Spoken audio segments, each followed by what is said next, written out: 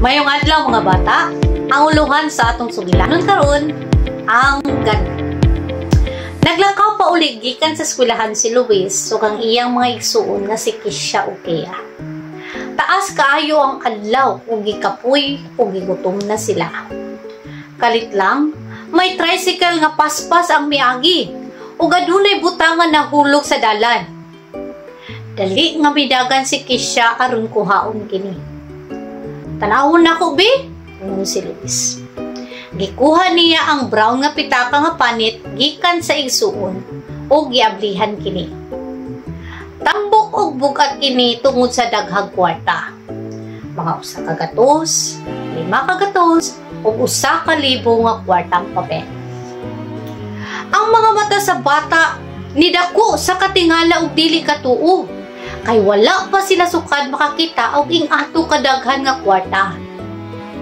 Dato na ta! Singgit ni Kisha. Fishball!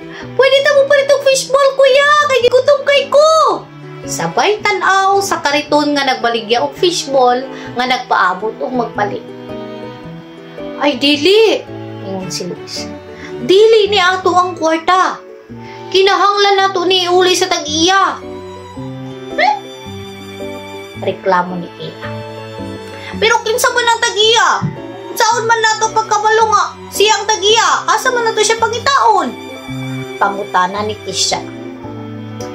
Midagan ang mga bata pa uli sa ilang balay. Gikuha sa ilang inahan ang pitaka o giablihan. Gikuha niyang ID card o gibasa ang ngalan o address. Nitanaw pag yun siya og dugang.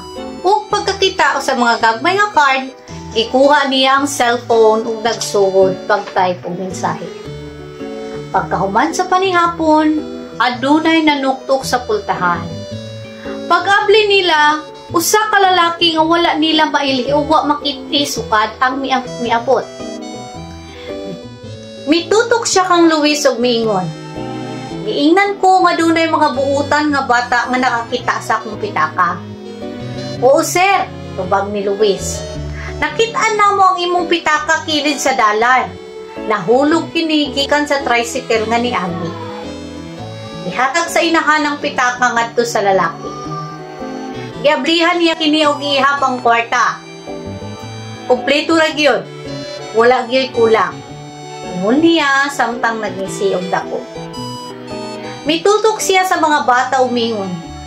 Salamat kay inyong nakita ang akong pitaka. Salamat sa pag-uli niini. Ug salamat sa inyong pagkabuutan. Palihog dawata ang gamay nga ganti para sa inyong pagkamatinud-anon.